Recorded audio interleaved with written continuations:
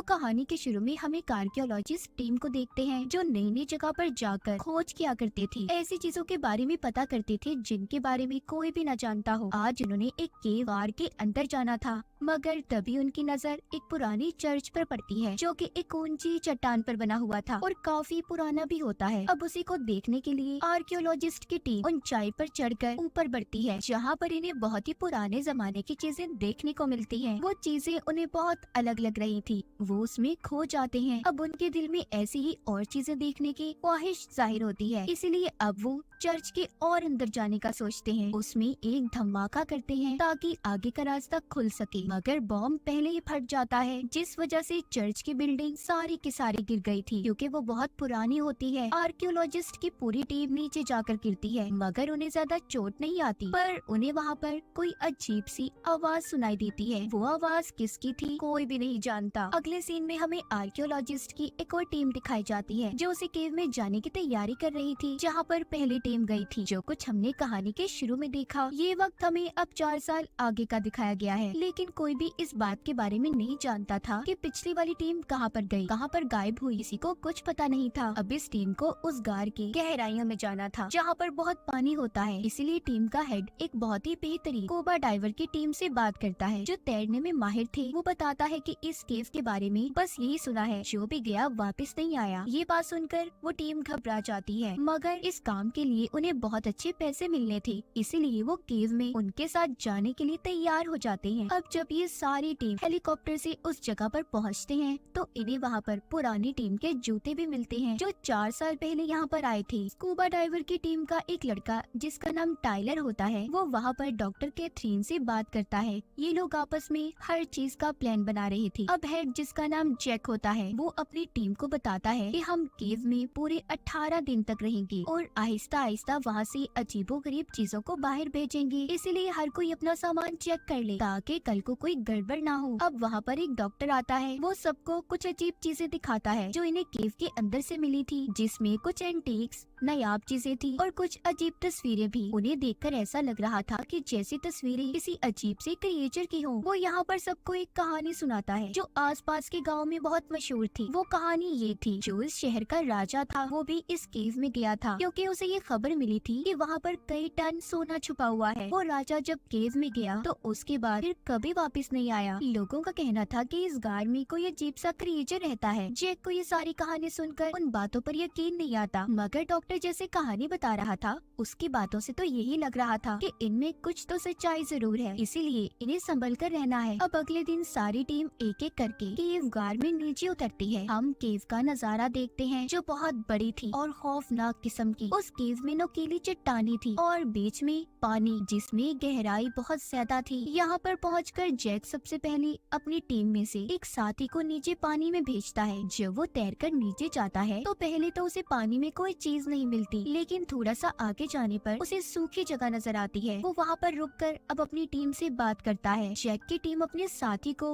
Monitor screen पर देख रही थी, तभी उनके साथी के पास किसी अजीब सी किस्म का जानवर आता है जिसके साथ वो खेलने लगा था क्योंकि वो काफी नरम था। ये सब कुछ जैक की टीम के लोग भी देख रहे थे, इसीलिए अब वो अपने साथी को पानी की गहराई में थोड़ा और अंदर जाने का कहते हैं। जब जैक का साथी पानी की गहराइयों में थोड़ा और अंदर जाता है तो उसे कुछ हलचल महसूस होती है। इस बारे में वो अपनी टीम को भी बताता है, पर अचानक से जैक का साथी डर गया था, उसकी लाइन भी कट जाती है। जैक की टीम अब अपने साथी को नहीं देख पा रहे थे। सभी टीम मेंबर्स डर गए थे और सोचते हैं कि आखिर अचानक से हुआ क्या। इसीलिए अब सब कहते हैं कि हमें एक साथ पानी की गहराई में नीचे जाना चाहिए, मगर जैक कहता है नहीं, अभी नहीं। अब वो अपने दूसरे साथी को जाने का बोलता है ताकि वो जाकर अपने पहले साथी के बारे में पता कर सके। टाइलर जो कि जैक का भाई था, जिसको हमने कहानी के शुरू में भी देखा, वो फिर से जैक से कहता है कि हमें इस सबको मिलकर जाना चाहिए, पता करने के अंदर क्या हो रहा है, आखिर क्या खतरा है। इसलिए जैक टाइलर की बात को मान लेता है। अब ये आधे लोग पानी की गहराई में जाते हैं। बीच में जो इन्हें नायाब चीजें नजर आ रही थी उनके साथ साथ तस्वीरें भी ले रहे थे और जो कुछ अनमोल चीजें इन्हें मिलती हैं उन्हें अपने पास भी रख लेते हैं। थोड़ी देर बाद ये उस जगह पर पहुंच जाते हैं जहाँ पर आखिरी बार इन्होंने अपने साथी को देखा था। वहाँ पर उन्हें अपने साथी का सामान तो मिलता है पर वो गायब था। सब कुछ देखकर ऐसा लग रहा था कि जैसे वो खुद अपने सामान को छोड़कर अपनी मर्जी से गया हो। वहाँ पर इन्हें कुछ और पुराना सामान भी मिलता है जो कि किसी पुरानी आर्कियोलॉजिस्ट टीम का था। तभी जैक की टीम के एक साथी को साइड पर अजीब सा मरा हुआ जानवर मिलता है, जिसे जब वो देखने जाता है तो डर गया था और चिल्लाता है। अब वहाँ पर उसकी चीखों की आवाज को सुनकर जितने भी और जानवर थे सब ने उस पर हमला कर दिया था। वो उसे खींचकर पानी के अंदर ले जाते हैं, जहाँ पर एक बहुत बड़ा क्रिएचर जैक के साथी के टैंक पर हमला करता है। उसका टैंक फट जाता है, जिसकी आवाज को सुनकर टाइलर जब उसे बचाने भागता है, मगर तब तक देर हो गई थी। वो बड़ा क्रिएचर उसे खींचकर अपने साथ ले गया था, जो कि एक तंग गार्ड था जो पानी में काफी गहराई में था, जिसके अंदर इंसान का जाना तो मुमकिन नहीं था क्योंकि वो बहुत ज्यादा छोटी जगह थी। अब टाइलर वापस आकर इस बारे में अपनी टीम को बताता है तो सब सुनकर हैरान हो गए थे। कहते हैं कि नामुमकिन सी बात है ये केव जमीन के बहुत नीचे है और फिर उससे भी ज्यादा गहराई में किसी जानवर का पल पाना बहुत मुश्किल है। इसके बाद जैक की टीम दोबारा से अपने साथी को ढूंढने का कहते हैं, मगर अब वो रास्ता भी बंद हो चुका था जहाँ से ये पहले गए थे, क्योंकि टैंक के फटने की वजह से पत्थर नीचे आकर गिरे, जिससे रास्ता बंद हो गया। मतलब के 2 साथी इनके लापता हो चुके थे। ये दोबारा से अब अपने बेस पर आ जाते हैं, उसी ठिकाने पर जहाँ पर ये केव में ठहरे हुए थे। जैक अपनी पूरी टीम से कहता है कि हमारे पास यहाँ रहने के लिए सिर्फ 18 दिनों का सामान मौजूद है, इससे पहले हमें यहाँ से निकलना होगा। जैक का साथी कहता है अब हम पुराने रास्ते से तो वापस नहीं जा सकते, क्योंकि ऐसा लगता है उधर कोई खतरनाक जानवर है जिसने हमारे साथियों पर भी हमला किया है। क्या पता उसी ने पुराने आर्कियोलॉजिस्ट की टीम को भी मारा हो। जैक अपने साथी से कहता है क्या हो गया है, तुम शांत रहो। वो अब डॉक्टर से भी इस बारे में बात करता है, जिस पर डॉक्टर कहता है कि ये बात मुश्किल है, मैंने कभी ना तो इतने बड़े क्रिएचर को देखा और ना उनके बारे में सुना है। अब जैक अपने साथी को लेकर रास्ता ढूंढने निकल जाता है। उधर टाइलर की अपने एक साथी के साथ लड़ाई हो गई थी। वो साथी टाइलर को इसलिए मार रहा था क्योंकि उसका कहना था कि हमारा साथी तुम्हारी वजह से मरा, अगर तुम्हें आवाज आई थी तो जाकर तुम उसे बचा भी सकते थे, पर तुमने जानबूझकर ऐसा कुछ नहीं किया। अब तभी उनकी टीम की एक लड़की आकर उन्हें लड़ाई से रोक लेती है। डॉक्टर उधर उस मरे हुए जानवर के बारे में टेस्ट करता है, वो उसे माइक्रोस्कोप पर देखते हैं। दूसरी तरफ जैक जो कि रास्ता ढूंढने निकला हुआ था, उस पर भी एक जानवर ने हमला कर दिया था, जिससे जैसे तैसे करके जैक बच जाता है और जल्दी से वापस अपनी टीम के पास आता है। उसकी कमर पर उस जानवर के नाखूनों के निशान थे। उसका एक टेंटिकल जैक के साथ ही आ गया था। टीम के लोग जैक से उसे अलग करते हैं और अब ये मिलकर उस टेंटिकल पर टेस्ट करते हैं। इनकी टीम में जो डॉक्टर कैथरीन थी वो बताती है कि ये किसी किस्म का पैरासाइट है, जमीन में रहने वाला कीड़ा। इनका काम मरे हुए इंसानों को खाने का है। इनके सूंघने और सुनने की ताकत बहुत तेज होती है, मगर ये इतना बड़ा कैसे हो सकता है, अजीब बात है। डॉक्टर कहते हैं कि हो सकता है यहाँ पर ये कई अरसे से पल रहे हो और ये केव कितनी पुरानी है किसी को भी इस बारे में नहीं पता। सब सुनकर जैक कहता है हमें जल्दी ही यहाँ से निकलना चाहिए, मगर उसके साथी उसे अभी रुकने का कहती है, क्योंकि उस जानवर के नाखून लगने की वजह से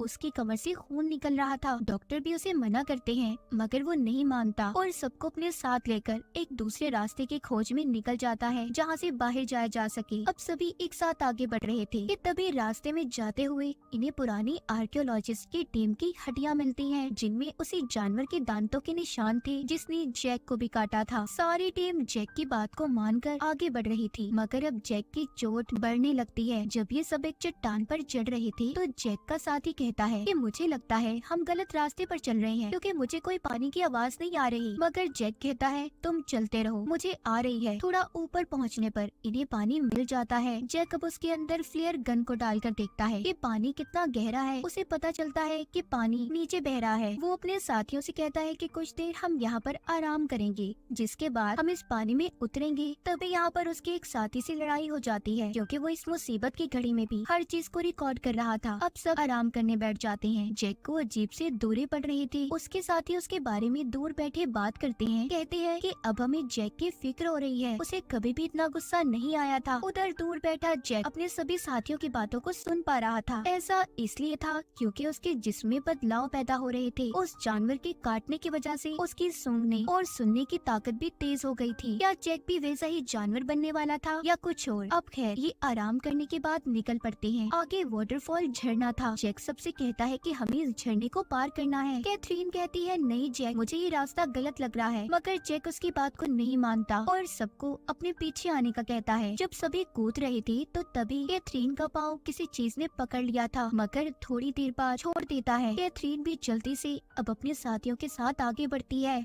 और कहती है कि नीचे कोई चीज है। जब ये नीचे देखते हैं तो नीचे इन्हें व्हेल दिखाई देती है जो इनके इर्द गिर्द घूम रही थी। इसी दौरान ऊपर से जब डॉक्टर भी आता है तो वही क्रिएचर जिसने जैक को काटा था वो एकदम से आकर डॉक्टर पर हमला कर देता है। उन्हें अपने साथ केव में ले गया था। जैक उसका पीछा करता डॉक्टर को बचाने की कोशिश करता है मगर नहीं बचा पाता। तभी जैक की नजर उस क्रिएचर पर जाती है जिसके जिस्म पर टैटू बना हुआ था। वो उसे देखकर सोचता है कि शायद ये अजीब सा दिखने वाला क्रिएचर पहले कभी इंसान हो, क्योंकि जानवरों के जिस्म पर तो टैटू नहीं होते। अब उसे अपनी भी फिक्र होने लगी थी क्योंकि इसे भी ऐसे ही क्रिएचर ने काटा था। अब जैक वापिस आ जाता है मगर इस बारे में वो किसी को भी कुछ नहीं बताता। डॉक्टर कैथरीन उसे बहुत डांटती है, कहती है मैंने कहा था ना तुम्हें ये रास्ता गलत है। जैक तुम्हारी वजह से हम यहाँ पर फंसे और तुम्हारी वजह से ही डॉक्टर की जान गई है। आगे आकर ये एक जगह पर बैठ जाते हैं जहाँ पर इन्हें पानी का तेज बहाव नजर आता है। सब जब उस रास्ते से जाने लगते हैं तो जैक सबको मना करता है और कहता है कि नहीं, हम चट्टान के ऊपर चढ़ेंगे और फिर वहाँ से दूसरी तरफ जाएंगे। कैथरीन सुनकर टाइलर से कहती है कि जैक अपने होश खो चुका है, वो नहीं जानता कि वो क्या कर रहा है, इसलिए हम में से किसी को टीम को लीड करना होगा। मगर टाइलर उसकी बात को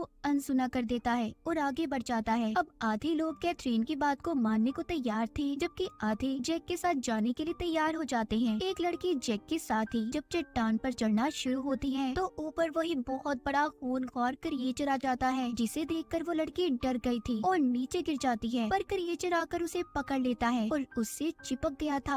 अब उस लड़की के पास कोई और रास्ता नहीं था, इसीलिए वो अपने सिलेंडर को ब्लास्ट कर देती है जिससे उसकी भी मौत हो गई थी। जैक उसकी लाश को उठा कर लाता है। सब बहुत ज्यादा दुखी थे क्योंकि एक एक करके ये अपने साथियों को अपनी आंखों के सामने मरता देख रहे थे। जैक के जिस्म में भी बदलाव होना शुरू हो जाते हैं। कैथरीन और जैक की अब बहस हो जाती है जिस वजह से इनके दो ग्रुप्स बन गए थे। जैक, टाइलर और इनका एक साथी एक ग्रुप में थी जबकि कैथरीन के साथ उसकी बाकी की टीम के लोग थे। जैक अपनी टीम को चट्टानों के ऊपर से ले जा रहा था। वो लोग एक ऐसी जगह पर पहुंच जाते हैं जहां पर हजारों की तादाद में कंकाल ढांचे पड़े थे। ये वही जगह थी जहां पर राजा अपनी फौज के साथ सोना लेने आया था मगर वो भी इस क्रिएचर से बच नहीं पाया और मारा गया, जिसके बाद इस केव को बंद कर दिया गया। वहीं पर जैक को एक जगह से ठंडा पानी आता दिखाई देता है। ये समझ गए थे कि यहाँ से बाहर निकलने का रास्ता है। जैकब सबको जब बुलाने जा रहा था तो उसे एकदम से फिर कुछ होता है। ये देखकर टाइलर कहता है तुम यहाँ पर रुको, मैं बुलाने जाता हूँ। दूसरी तरफ कैथरीन जो कि क्रिएचर से बचते बचाते अपनी टीम के साथ आगे बढ़ रही थी, तभी एक साथी को क्रिएचर पकड़ लेता है। कैथरीन और उसकी दूसरी साथी वहाँ से भागती हैं। इन्हें टाइलर ने भी ढूंढ लिया था। वो जल्दी से कैथरीन और उसकी साथी को लेकर जैक के पास जाता है। जैक अब सबको बताता है कि तुम्हें इस पानी के रास्ते से आगे जाना होगा, मगर वहाँ पर भी इन्हें बहुत से क्रिएचर्स का सामना करना पड़ता है। वो क्रिएचर जो कि सालों से यहाँ पर रह रहे थे वो सारे अब जाग जाते हैं। तभी ये अपनी जान बचाने के लिए जब पानी में छुपने की कोशिश करते हैं मगर नहीं बच पाते। क्रिएचर ने उन्हें देख लिया था। जैक उन क्रिएचर्स का मुकाबला करता है, एक एक क्रिएचर को मार रहा था क्योंकि उसके अंदर भी अब उन्हीं का खून था और एक बॉम्ब को लेकर क्रिएचर के साथ पानी में कूद जाता है।